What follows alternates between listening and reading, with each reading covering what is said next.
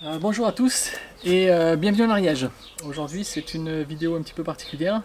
J'ai accepté d'ouvrir les portes du chantier à l'association Écorce Ariège, qui promeut les habitats alternatifs, les maisons paille, et qui a proposé à une quinzaine de personnes de venir visiter le chantier pour voir la maison, le rencontrer et échanger. Donc voilà, je me disais que ça pouvait être une bonne idée d'essayer de vous rendre un compte rendu de cette rencontre. Puissions-nous en tirer quelque chose de positif et faire avancer nos réflexions communes et collectives sur la conception de tels habitats. Bonjour. Bonjour. Bienvenue. Merci. J'étais en train de parler avant de commencer un petit peu la visite. Je parlais de la technicité un petit peu de la maison, la conception, comment on l'avait imaginé. Donc je disais qu'en fait, bien évidemment, vous êtes au courant qu'une maison, ça subit des contraintes fortes. Surtout ici, vous voyez, c'est beau, on a une belle vue, mais ça prend aussi le vent à fond. Donc ça pousse et ça crée des dépressions et ça fait bouger la maison. Donc ici, il y a une charpente. La charpente, elle est censée maintenir tout ça. Et du coup, le grèbe, donc, ce que j'expliquais, c'est qu'il y avait, que c'était une maison paille, ici, et qu'il y avait une ossature grèbe. Vous êtes au courant de ce que c'est une ossature grèbe? Oui. Ici, le grèbe est considéré vraiment comme un mur rideau, c'est-à-dire un mur dans lequel on va enfiler les bottes, parer tout ça et terminer. On ne lui demande pas de supporter la maison, de contreventer la maison, non. On lui demande juste de boucher, de fermer la maison. Voilà. Du coup, c'est pour ça que dans la formulation, qui est à la base le grèbe, à l'origine, n'a pas besoin d'une charpente. La maison se tient d'elle-même, à condition d'avoir une formulation qui contrevente la maison. Et c'est essentiellement là le rôle du ciment. Voilà. Bon. C'est bien, c'est l'avantage de cette méthode du grèbe, c'est que c'est des bois que n'importe qui peut manipuler. C'est facile à mettre en œuvre, une visseuse, des vis, une bétonnière, de la paille. Et là, vous montez votre structure, vous y mettez le toit. Bon, je dis ça simplement, mais grosso modo, vous avez votre maison qui se tient. Voilà. Je me suis rajouté 6, 8 mois, 1 an de travail à y mettre une charpente à l'intérieur. Chacun fait ses choix. C'est parce que du coup, avec un enduit avec du ciment, est-ce qu'on n'a pas une contrainte dans le sens où c'est moins perspirant que ce que tu as fait là par exemple? Tout à fait. Tout à fait. Alors, il y a plusieurs choses. Déjà par conviction, le ciment, ici on essaie d'éviter. Mais des fois on ne peut pas. Ici, là, pour le grèbe, effectivement, il contrevente, il rajoute une résistance mécanique à la maison, mais disons que les inventeurs de cette technique prônent le fait que la maison perspire par les micro-fissures qu'il y a entre le bois et le mortier. Ils ont raison quelque part, parce que vous verrez que quand on fera le tour de la maison, que entre le bois et le mortier, il y a toujours une micro-fissure, un petit retrait du mortier. Et que c'est par là que la maison perspire. Bon. D'accord. Chacun interprétera le truc. Tout le monde est à l'aise avec les échelles. Il n'y a pas encore l'escalier, il est en train d'être conçu. Ça va? Je vous propose qu'on monte à l'étage, c'est assez petit donc on ne va pas y rester non plus des lustres en fait. C'est une maison qui est conçue pour 4 personnes ici. Donc on a essayé de faire au plus juste en termes de surface. C'est-à-dire que ce soit chouette, mais que ce ne soit pas la cathédrale. C'est tentant, mais chaque mètre carré, quand on construit sa maison, c'est des mètres carrés qui comptent. Donc, vous voyez, c'est cosy, tranquillement, pour faire qu'on va se régaler. Là, vous avez 2 petites chambres. Ici, ce sera la toilette. Il y aura le cumulus, qui est un cumulus solaire. Vous remarquez qu'au-dessus, là, il n'y a rien. Il n'y a pas de panne. On est sur une maison avec des chevrons porteurs, contrairement à ce qu'il y a sur la terrasse, qui est derrière. On y ira tout à l'heure. Où là, c'est plutôt en mode traditionnel, la charpente traditionnelle. Ici, on a opté pour des chevrons porteurs. Chevrons porteurs, ça vous parle? En fait, on demande au toit, au rampant, au chevron, donc c'est les grandes poutres en fait, qui descendent, qui forment le toit, de supporter entièrement le poids de la maison sans avoir de reprise de charge entre. Donc traditionnellement, quand vous voyez dans les vieilles granges, les vieilles fermes, une grande poutre ici qui aide à soutenir un peu tout ça. Bon. Maintenant, il existe des technologies qui nous permettent de faire ça. Et donc maintenant, ils arrivent à concevoir des poutres en lit qui sont deux petits chevrons composés de lames de bois toutes fines collées entre elles, avec au milieu une membrane verticale en bois aggloméré, si vous voulez, qui peuvent prendre des charges incroyables et qui ont le gros avantage d'être très légers. Hein. Ici, je vous le redis, pas pour me vanter, mais la maison a été conçue essentiellement avec une personne, mis à part les bouffeurs qui sont venus, mais en général la charpente je l'ai faite plutôt seule, je l'ai élevée. Il fallait que tout soit maniable. Les chevrons, je les ai élevés sans bruit, à la main. Tous les uns après les autres, même ceux qui sont massifs, plus ou moins, mais c'est pas non plus des charges très lourdes, ça se fait. Ce sera isolé en boîte de cellulose, pareil, c'est un matériau que j'aime bien, c'est léger, avec une bonne densité sur 36 cm, on va obtenir un R de quasiment 9. On est plutôt serein. Hein. À savoir que l'isolation du toit, c'est vraiment important. Alors, l'hiver, oui, c'est important, la chaleur ne va pas se barrer. Maintenant, avec la RT 2012 et les étanchéités à l'air, grosso modo, même dans une maison de lotissant lambda, l'air ne part pas, ça reste à peu près pas très compliqué à chauffer. Par contre, en été, ça surchauffe. Et là, c'est assez inconfortable. Ici, on est sous les rampants, hein, donc sous les chevrons, sous le toit directement. Donc là, 40 cm au-dessus de moi, c'est dehors. Le soleil tape, on est en plein sud. Il faut absolument faire quelque chose pour éviter la surchauffe. Voilà. Le principal inconfort du toit, hein, c'est quand vraiment on est sujet à ça. On peut aller sur la terrasse un petit peu parce qu'il faut que je vois si elle tient aussi. Voilà. Je vous propose qu'on reste pas ici, qu'on descende, ça me rassure pas. Ici, notre terrasse, je sais pas, un duy chaud contre le mur, tu fais un peu petit, c'est bon, c'est ça. Je crois que le charme, officiellement, c'est entre 9 et 1 minimum 9. C'est un studio à Paris, c'est bon. Voilà. Mais on est parti sur des trucs. C'est aussi des panneaux de fibres de bois sur les cloisons. Alors les cloisons, c'est des cannes. Alors c'est des cloisons de 10 cm de large, donc il y a des montants avec à l'intérieur de la fibre de bois, effectivement, de l'OSB et des canisses, enduites à la terre avec une faible épaisseur d'enduit. Hein. Pour ça qu'on voit encore les cailloux du sable. Mais sur l'enduit de finition, c'est le cas.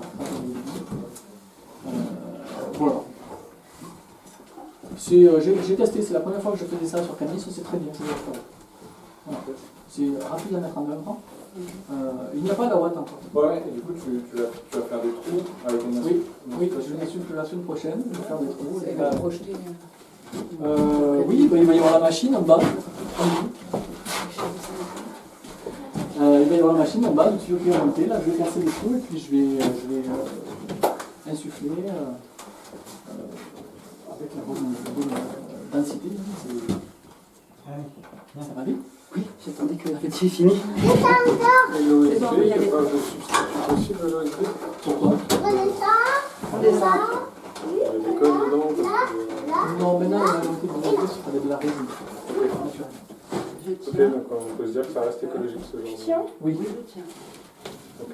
Allez-y, tranquille, vous regardez. Normalement, pour descendre sur une échelle, on fait comme ça. On pose les deux mains comme ça, et ensuite on enchaîne le premier. Voilà. Et là, on va faire le dessus. Ça va aller, tranquille. Respirez bien.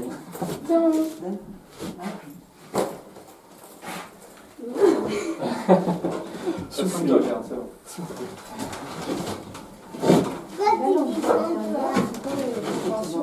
Le plus dur est fait, bravo. Hein? Terre, sable, il y a la chose aussi. Ici, là? Ah non, pas ça. Non, c'est un régal. Les mains, sur les crânes. Ah oui, la chaux, c'est un matériau fabuleux. Quand j'ai fait le grève, c'était, quand j'ai fini, c'était vraiment un des moments soulageants. Ça a été la plus grosse étape pour moi à la maison, physiquement, au niveau de la mise à l'épreuve de mon abnégation. Voilà. C'est dans le vrai, il y a pas mal de choses en mélange. C'est dans oui, mais c'est dans la maçonnerie. Tu mets la paille, tu branches, tu branches. Et là, j'ai fait ça sans échafaudage. J'ai fait bien, c'est la dernière fois que j'ai fait ça. J'ai fait ça sans échafaudage. Bon, j'avais mes raisons, à échafauder c'est un peu merdique ici, ça prenait de la place sur le peu de place que j'ai de stockage. C'était pas pertinent, donc j'y suis allé comme ça, en réfléchissant à mon affaire. Bon, c'est fait. Pour ce qui est du bois brûlé, ça a des avantages. En tout cas, il se dit que ça a beaucoup d'avantages. Et en fait, je me suis dit que on allait le vérifier. Et donc, on s'est affairé à faire ça. Et c'était très intéressant comme expérience. Maintenant, je suis observateur devant la longévité du truc. Parce que la dire, c'est le Douglas, c'est du Douglas. En général, ça se fait avec du résine. C'est juste la finition derrière, ils sont blanchis comme le glace. C'est exactement les mêmes. Sauf qu'il y a un parcours. D'accord. Ouais. Voilà. Parcours que j'ai mis, qui ne veut pas forcément.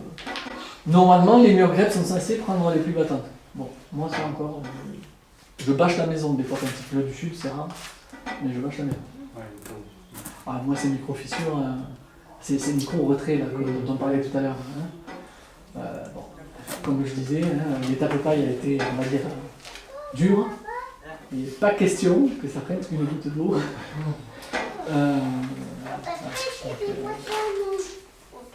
En termes d'aménagement, là, c'est une chambre ici et... Tout à fait. Et la trémie restera aussi grosse en fait ou elle sera réduite après? Ah ben en fait, si tu imagines, t'as la cloison de la salle de bain va venir jusque là. Ouais. Hein, et ensuite, c'est une cage d'escalier. D'accord. Là, en fait, elle ne peut pas être plus petite. En tout cas, comme elle a été conçue avec un escalier, quand même, où on est à l'aise avec des marches larges de mètre. Voilà. Ici, derrière vous, ce sera la cuisine, qui sera en angle, ouverte, assez petite. À l'extérieur, il y a un ancien poulailler, là, un petit débarras, ça sera transformé en garde-manger. Et là, vous le verrez peut-être si vous suivez un petit peu l'aventure, on va tester les boîtes porteuses. C'est quelque chose que j'ai envie d'essayer, je ne l'ai jamais fait. Mais je pense que c'est peut-être une des techniques avec laquelle j'aurais fait la maison si j'avais eu plus de place. C'est pas une partie du mur qui est enterrée, on voit que le terrain remonte ici, il n'y a pas... Si, vous pourrez faire le tour, en fait, c'était pas plat, c'était un peu en pente comme ça et comme ça. Donc la maison, elle est un peu encaissée, en fait, le point où elle est le plus encaissée, c'est là. Hein, et ensuite, si je ne dis pas de bêtises, des deux côtés, elle va ressortir. Du coup, tu as dû drainer, ou faire des choses à l'extérieur. Oui, il y a un drain là. Autour de... Non, juste là pour l'instant. Okay. Celui-ci, je ne l'ai pas fait encore. Mais voilà, non, le terrassement a été raisonnable. C'est vrai que ça fait toujours. On s'imagine quand on dessine la maison et qu'on la conçoit qu'on va impacter le moins possible le sol. Voilà, de ce point de vue-là, c'est pas réussi. Et la terre pour les enduits, c'est la Tabita? Non, elle vient de pas loin. Je suis plus du fois, en fait, la terre du terrain n'était pas bonne. C'était un peu l'échec. C'est-à-dire qu'il y avait beaucoup de cailloux, hein, à tel point qu'il aurait fallu tamiser sur 1 mètre cube de terre, j'aurais récupéré au moins la moitié de gravat. Donc ça fait beaucoup d'énergie pour pas grand-chose. Voilà. Et l'efficacité quand même à un moment donné, ça prime aussi. Ouais, je sais pas si tu en as parlé, en termes de temps de travaux, tu en es à combien de temps quand tu as démarré le projet? 2 ans et demi. 2 ans. De travaux? Un lieu qui était à côté ou un temps plein? Non, j'ai stoppé mon activité. D'accord, un temps plein. Je ne sais pas si qui était là au début ou quoi, mais ici, donc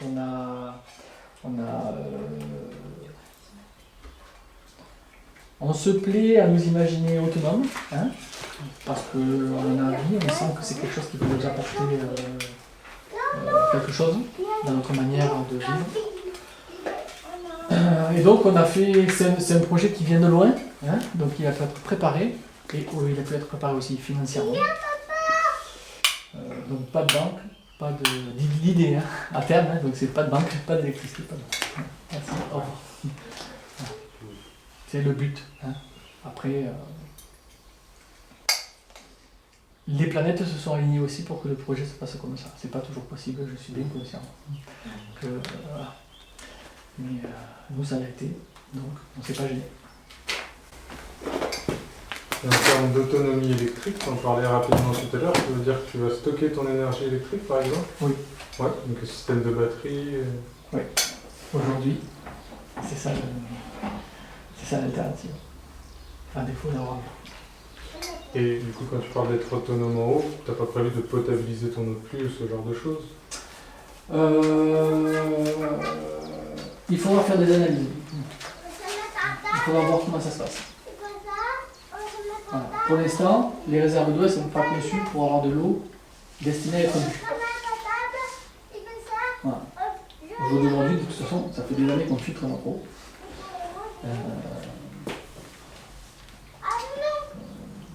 Il faudra tester l'eau qu'on récupère, voir si elle est constante dans sa teneur et voir si en la filtrant, on obtient de manière constante l'eau potable. Et là, oui, pourquoi pas. Et du coup, tu prévois une installation avec filtre à charbon, etc. Oui, pour avoir de l'eau potable maintenant, c'est assez simple. Hein. Tout dépend de l'eau de départ. Hein. Oui, mais il faut une salle. Ah bonjour. Bonjour. Allez. Ah oui, ok. Je laisse ouvert ou je ferme? Comme vous voulez. Vous laissez ouvert. Ouais. Bienvenue. Merci beaucoup. Merci. Justement, j'en parlais. La paille, tu l'as trouvée où? La paille, elle vient d'un agriculteur qui vient du Carabaille, d'un village à côté, qui est bio. C'est un blé ancien. Je me sers de la farine de la maison pour Ok. Elle vient de la vallée d'à côté. Enfin, même pas de la vallée d'à côté. On a quand même pas mal de demandes donc, en Corse de savoir où. Et je sais qu'à Payès, il y a aussi un producteur en bio. Et après, c'est pas. Enfin, on devrait peut-être référencer la Corse. Oui, Il y a de bon. La pertinence d'utiliser de la paille bio. À ce mesure. Si on peut, oui, et ne serait-ce que pour soutenir l'agriculteur qui prend la démarche de faire les choses avec conviction. Donc pour ça, c'est bien de lui apporter son aide. Mais concrètement, les résidus de raccourcisseurs qu'on trouve dans de la paille anhydre, à 10% d'unité, sont infimes. Et ça représente combien de buts total? Ici, sur cette maison, il y en a à peu près 350. Ouais, c'est beaucoup. Je m'étais bien planté d'ailleurs sur le calcul, j'ai mis 470 je crois, parce que j'avais compté les murs ossature. Qui sont en fibre de bois. Donc j'ai passé le temps à revendre de la paille. Ça m'a moyennement amusé. Ça part bien. Hein. Oui, mais bon. La période de paille, ça a été vraiment une période particulière sur le chantier. L'eau de pluie, du coup, je sais pas si vous l'avez dit, vous en faites quoi? Pardon? L'eau de pluie. On essaie de la récupérer le maximum possible. Vous allez la rejeter. Vous allez la stocker dans le puits directement ou vous avez une autre citerne?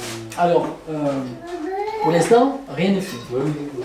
Mais grosso modo, il y a une partie du toit qui va atterrir dans le puits, le trop-plein du puits va atterrir dans des cuves, qui vont atterrir dans des cuves, qui vont atterrir dans des cuves, et qui vont finir, quand ce sera trop plein, dans le ruisseau en bas du terrain. Idem pour la sortie du Et pour drain. la remontée, du coup, comment ça se passe? On la remonte pas. D'accord.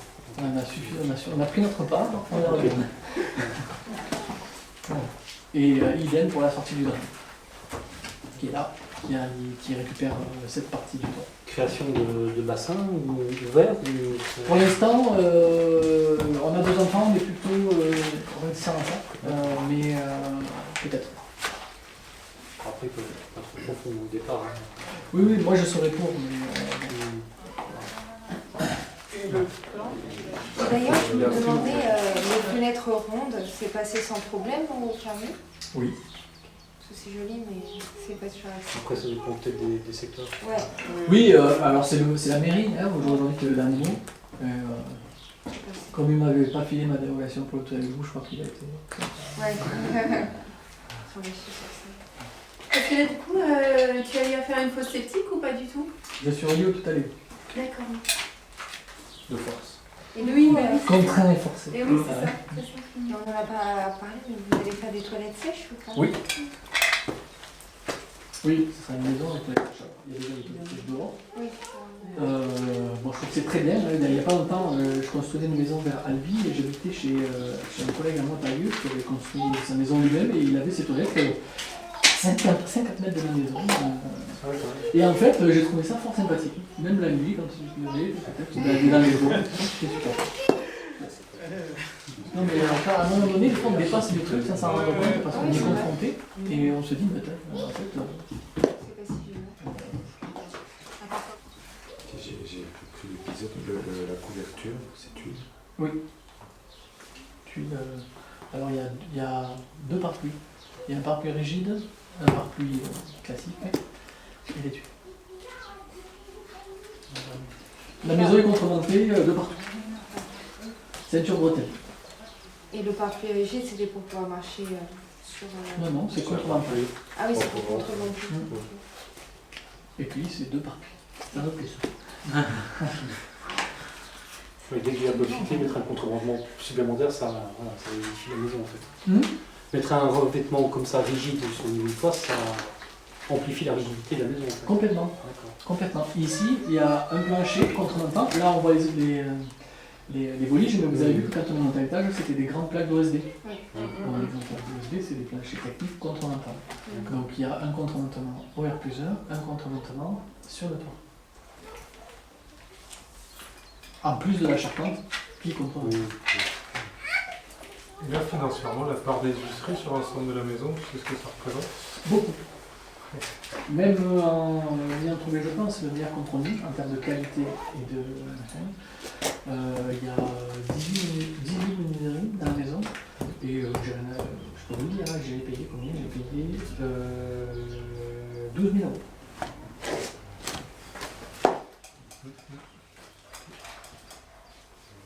Et on a des devis qui auraient du simple prix. Ouais, bah ouais. Alors là, je suis sur des menuiseries européennes. Ça ne vaut pas d'arrière. Et tu as essayé de faire de la récup un peu ou c'était compliqué? Non. Non, les mecs qui font des maisons avec 300 € de menuiserie. En faisant comme ça. Mais ils ont mis 8 ans. C'est des choix. On a opté pour ça. À un moment donné, il faut faire. Et c'est vrai que les menuiseries, quand même, c'est des points faibles thermiques.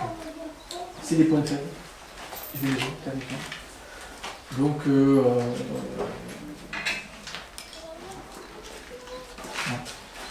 il y a quand même tout qui sont contraires en termes de qualité.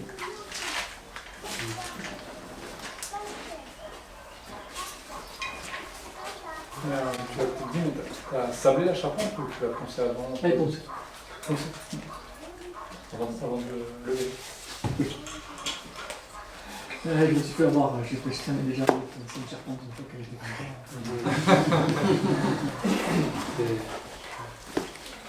J'ai du mal à visionner comment tu assembles. Tu vas monter un panneau et un deuxième panneau. Donc il faut que je les assemble. J'ai créé des chaises sur lesquelles je peux poser par exemple ces sommiers là, ceux qui sont transversaux. En fait, toutes les pièces qui sont dans ce sens-là, je les ai levées les unes après les autres. Contrairement à toutes les travées comme ça qui étaient déjà assemblées. Okay. Et donc je montais par exemple, on a commencé par monter la femme de la terrasse. Donc on a levé, comme ça, tac. Je l'ai aubané sur l'arbre là. Ouais. On l'a maintenu avec 2 barres de force droite. Et ensuite, j'avais créé des chaises, donc grosso modo des tout petits portiques, prêts à tailler à la bonne hauteur, pour qu'en fait on amène ce sommier là, On le pose dessus, j'avais mis ma chaise là, ça le maintenait. 3 chaises pour les 3 sommiers, ensuite on a amené ça, tac, et ensuite on a assemblé. Voilà. Et pareil. Moi, je suis assez frustré moi, quand j'ai réservé la visite. Je pensais que j'avais visionné toutes les vidéos, mais je n'ai pas du tout le temps. Mais du coup, les questions, je sais que je les. C'est pas grave, elles ont le mérite d'exister, tu trouveras tes réponses, il y a toute une vidéo sur ça. Et tant mieux si ça répond à tes questions. La charpente, elle a été usinée à un endroit spécifique ou faite sur place? Pardon? La charpente, les bois, ils ont été usinés pré-découpés, pré-taillés. Assemblés. Assemblés? Non, je les ai commandés à une scierie. D'accord. Donc on me les a livrés, par exemple. Tu as taillé toi-même J'ai commandé 18 solives de 10 par 20. Mais les assemblages, c'est moi qui les ai faits. D'accord. Et ici même, Là, sur la dalle. Et après, tu les as enfilés comme tu dis. Ok. Ça, c'est. Je me suis régalé. Après, ça, c'est le métier. Ouais, Voilà. Donc, si vous avez des projets, ça veut dire quoi? Ça veut dire que si vous avez des projets de construction et que je peux me permettre de vous faire un retour d'expérience de comment vous pourrez vous y prendre, c'est essayer d'être au maximum lucide de la situation. C'est-à-dire poser les choses telles qu'elles sont, vraiment. Est-ce que vous allez pouvoir le faire avec votre conjoint ou pas? Est-ce que vous avez quel temps vous donnez? Quelles vont être vos contraintes? Il faut être vachement pragmatique parce que comme ça, si vous ne manquez pas, après vous n'aurez pas de déconvenu. Il y en aura déjà suffisamment. Il y en aura déjà suffisamment et elles sont toutes enrichissantes. Moi je suis très content d'encourager qui que ce soit à construire sa maison. Et, parce que c'est quelque chose qui va vous grandir à tous les niveaux.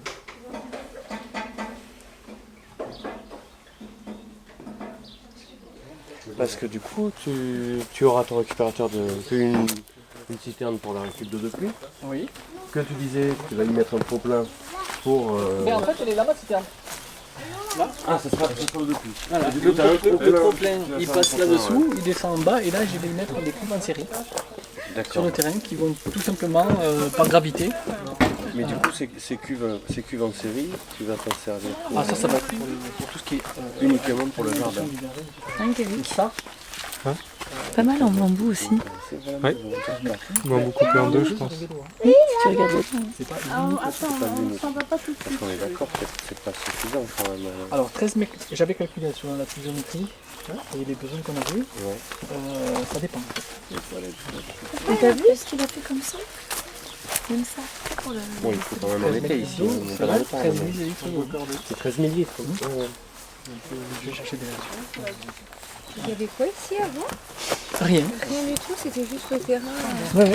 Le terrain, le mur. Non, c'est la hauteur du mur en fait, une tonne sur la hauteur du mur sur la Oui, rive. ben, ce mur s'arrête au figuier d'ailleurs. Ouais. En fait, j'ai trouvé ça charmant la première fois que j'ai visité ça. J'ai ouvert la porte, j'ai vu le puits, il y avait un rosier. Ouais, c'est vrai que Il y avait le puits, moi je cherchais un terrain, de l'eau et un terrain en terre. Ah bon. Et d'entrée, Parce qu'il est fort. dans le hein, coup. Ça descend bien quand même. Oui, mais t'as vu. Moi j'aime bien. Faire de la nuit, je crois. Vous avez vu sur la terrasse, on est bien quand même. Ouais. Hein, Ça dégage. les petits déj là, vous les sentez? Ouais. Oui, attends, hein. Peut-être que ça fait 2 ans et demi, bon, j'espère que ça va pas faire.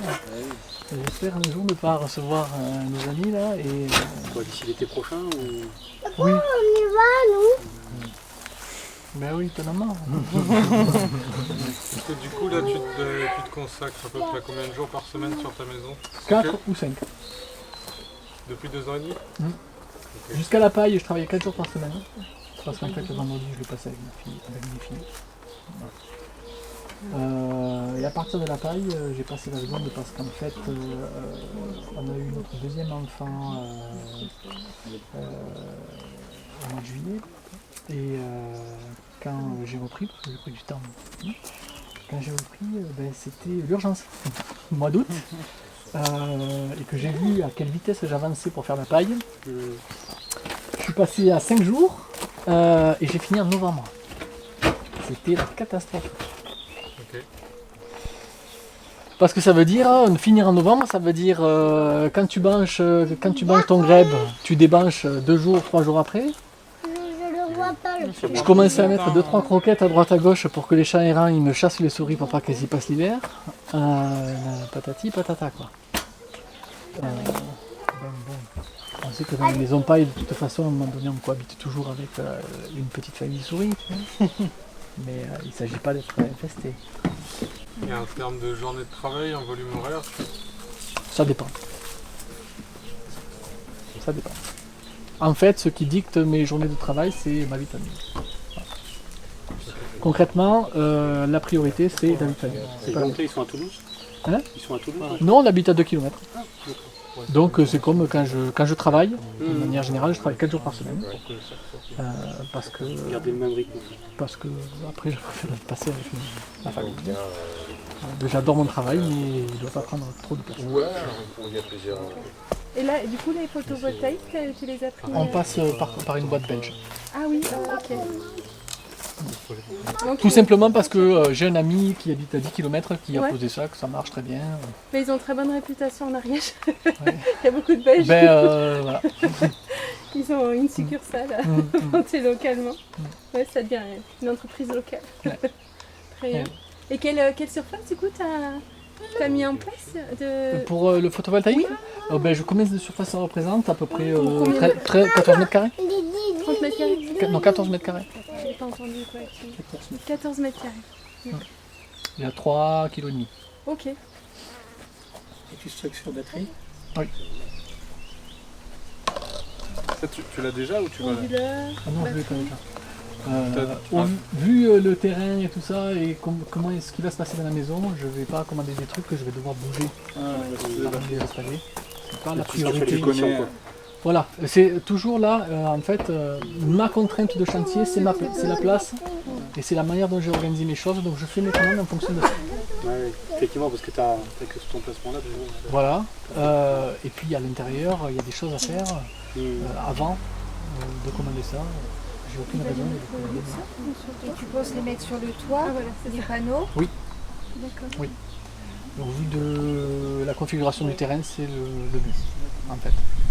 C'est pas optimal, parce que j'ai une pente de 25 degrés, mais ça fera l'affaire. Et tu peux pas les décaler par rapport à ta pente de toit? Sur le toit? Si, c'est possible. Mais ça me plaît pas trop, cette alternative. Du coup, tu vas les mettre sur les tuiles ou tu vas enlever les tuiles et les mettre à la place? Non, il faut surtout pas enlever les tuiles. Touche pas les étanchéités. Alors c'est le charpentier qui dit ça, mais c'est aussi... encore 2 parties dessous. Mais c'est aussi que techniquement c'est une hérésie de poser les panneaux solaires comme ça, pour la simple et bonne raison qu'ils ont une température nominale de fonctionnement pour avoir le rendement qu'ils ont, qui est déjà faible. Et si je te donne la température qu'il peut y avoir sous les tuiles, tu vas me dire que c'est pas du tout pertinent de poser les panneaux solaires incrustés dans la... Il ne faut surtout pas faire ça, il faut qu'il y ait une ventilation sous les panneaux solaires. Sinon vous perdez énormément. Ça, on fait ça si on veut te revendre des panneaux solaires dans 5 ans. Parce qu'ils surchauffent. Ça surchauffe, aucun rendement, et tu les flingues. Merci. Merci beaucoup. Bravo. Merci à vous d'être venu. Merci, au Moi revoir. aussi, merci encore pour le temps passé. Il n'y a pas de mal. C'est plus important que tout. Ouais. Merci. Bonne continuation. Au revoir.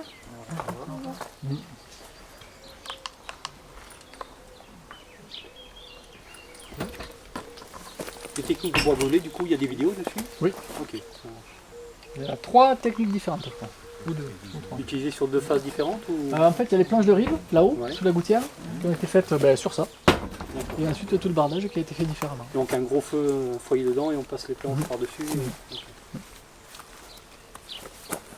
En fait, le premier test, c'était les planches de rive. J'ai vu que c'était beau, mais que ça me plaisait pas dans la manière dont ça évoluait dans le temps. Si vous allez voir côté rue, à l'ouest, où ça prend les derniers soleils, qui sont en général ceux qui tapent vraiment, Il y a déjà eu quand même... voilà, j'étais pas satisfait de la manière dont ça vieillissait.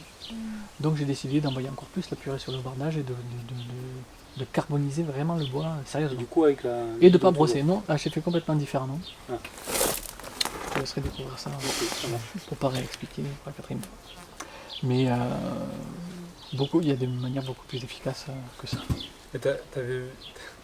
C'est parce que tu publies beaucoup de vidéos. T'avais vu des vidéos de ça ou alors t'avais vu quelqu'un en vrai faire ça? Non. J'avais lu, ensuite vu, et ensuite pratiqué surtout. D'accord. 2-3 tests et puis... Sur internet on voit les japonais qui font ça. La technique Shubi. Ouais, on voit qu'ils font ça sur des planches courtes, très sèches, très larges, qui tuilent. Il faut faire attention à ce qu'on voit. Quoi, ils s'en servent de couverture? Ils s'en servent pour la couverture? Non, ils bardent. Ah, d'accord. Ils bardent. Quand je dis qu'ils tuilent, ça veut dire que le bois creuse. Ah, oui. Du coup, tu l'as fait sur du bois à sec. Voilà. Ce que je ne referai pas. Pourquoi c'est le temps, la durée de... Le temps, le stockage, l'esprit à ça, parce que dans la manière dont je procède pour faire la maison, c'est donc j'ai décidé la chronologie de la maison en fonction du chantier et tout ça, et puis je zoome et je dézoome, c'est-à-dire que je vais faire la couverture, je me focalise sur ça, j'ai fait mes commandes, etc., et là je suis à fond dedans, je ne pense pas après je vais faire ça. Une fois que je suis près de la fin, je m'y penche, donc je dézoome, je dis bon il va falloir que je fasse ça, et donc je fais que ça, me concentrer. Et donc là en fait quand je me suis dit il va falloir que je fasse le bardage, j'ai commandé le bois et c'était... il venait d'être scié, je ne pouvais pas le stocker avant, donc... J'ai brûlé le bois. Avant le projet, c'est à ce moment-là qu'il fallait aussi le faire. Quoi. Si j'avais eu la place, j'aurais commandé le bois bardé directement, j'aurais mis d'un sur le côté, j'aurais dit vas-y, tu sèches, et dans un an et demi, je reviens jusqu'au bois. Et là, j'aurais eu beaucoup moins... Enfin, j'aurais beaucoup plus de facilité sur le bois. Là, j'y suis arrivé. Il a fallu que je mélange un petit peu les techniques. Et sinon, une question un peu en dehors de la maison, mais toi, sur ton parcours, ta reconversion, tu l'as fait de quelle manière? Pour passer de contrebassiste à charpentier, tu es passé par... J'ai accumulé des droits à la formation, comme tout le monde en travaillant. Puis j'ai passé les tests d'entrée à la Fédération Compagnonique de Toulouse. Et j'ai fait mon cursus là-bas. Je suis sorti, encore une fois, on va dire... les planètes étaient alignées, j'ai travaillé avec une équipe qui directement faisait des maisons paille en veux-tu en voilà, dans le bon état d'esprit. Et du coup c'était en formation continue ce que tu as fait avec les compagnons? C'était pas en alternance? Je faisais des stages aussi, oui. Ouais mais c'était des stages, c'était pas la... Parce qu'il y a deux... Il y a la fédération des compagnons et puis il y a un autre... Il y a l'association et la fédération. Et l'association. Ça a été incroyable parce que ça a été d'une densité... Bon, moi j'y suis rentré avec les crocs qui arrivaient par terre, j'avais une envie d'apprendre. J'ai très vite vu que ça correspondait en fait... Quand j'étais musicien, je savais que j'allais pas faire ça toute ma vie. Et donc j'avais mûrement réfléchi mon histoire et en fait le métier de charpentier dans l'éco-construction, ça répondait à vraiment une multitude de critères que je m'étais fixé pour savoir dans quoi j'allais m'épanouir. Donc j'y suis allé avec une soif d'apprendre comme personne. Et je suis tombé sur un compagnon fini, là, c'est des ceintures blanches, là, c'est ceux qui touchent le soleil, qui avait été appelé en remplacement parce qu'un des profs de charpente s'était blessé. Et alors on s'est pris en sympathie, hein, et le gars il me suivait dans les toilettes pour me faire des cours, on mangeait ensemble et tout ça. Enfin, il m'a fait passer tous les samedis avec les gars du Tour, qui travaillaient, les gars du Tour de France, ils travaillaient tous les jours, hein, en cours tous les jours. Et donc j'en ai mangé, et c'était fabuleux. Moi je me plais à penser que quand on fait des choix qui nous ressemblent et qui sont juste des choses s'alignent. après, le délai pour la construction de la maison, c'était prévu aussi long ou 3 ans et demi? Oui. Ouais, d'accord. Bon, j'ai toujours donné des délais assez fous à mon épouse. Non, mais elle est lucide sur dans la manière dont les choses se passent. On discute.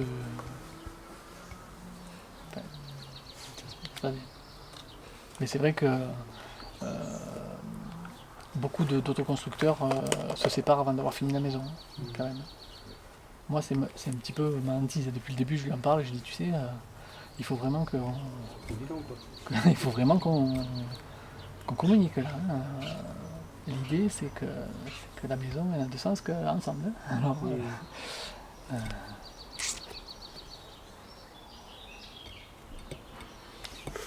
donc oui, 3 ans et demi, c'est bien.